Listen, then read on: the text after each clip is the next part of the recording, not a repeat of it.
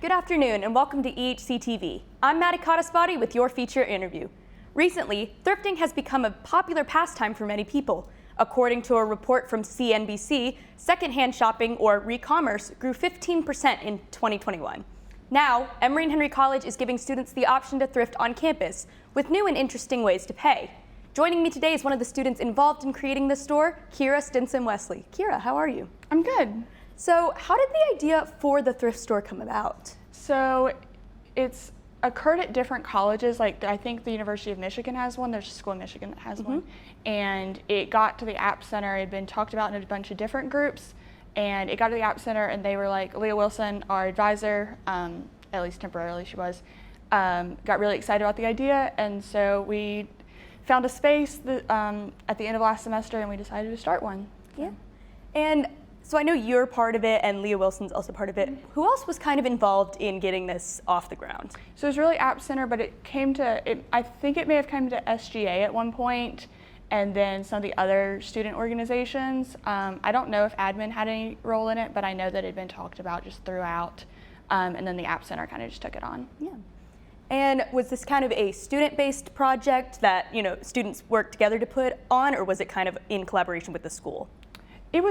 So far it's been mostly students. Even when I was like contacting marketing about it, they were like, do you have a staff person? And so it's very been student initiated, but staff have been really supportive of it. Yeah. And I guess my next question is kind of what was the need for having a thrift store on campus? Like how did that become like a priority? I think as we started Stinger Supply Shelf, which is in Van Dyke, and that was in collaboration with Sodexo, we also realized that maybe clothes would be an option to have. And again, we were kind of following that Michigan schools model of, people like thrifting, and sometimes our school's rural enough that you don't have access all the time to go to Goodwill, because Goodwill is 20 minutes away.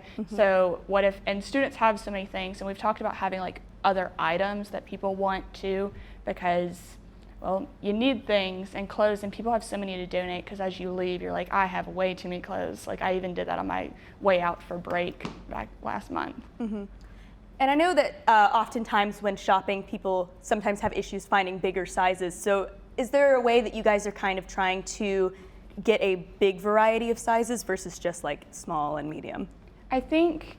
I don't know if we have a specific plan for that. I know that we're just taking whatever people are willing to give. The requirements are just that they're clean and they're not ratty or anything. Yeah.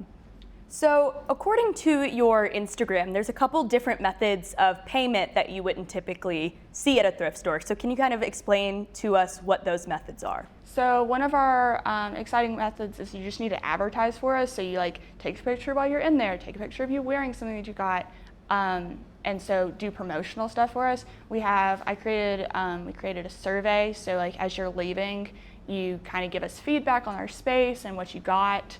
And then you can also donate back. And there might be one other that I'm forgetting, but you can bring an item and then take an item is one of them as well.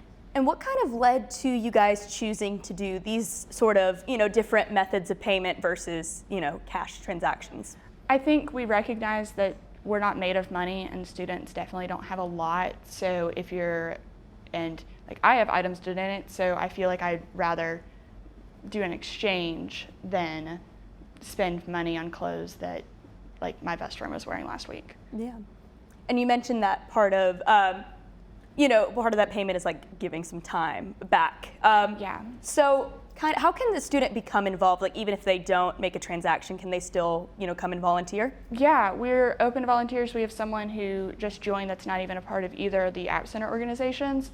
And so, yeah, we have open doors for anybody who's interested in participating.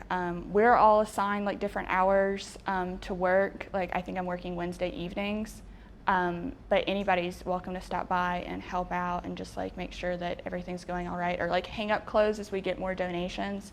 That's a big thing. Yeah. And to close out this interview, you guys are having your big, grand opening tomorrow with a ribbon cutting. Can you kind of give us some information? What can we expect at that?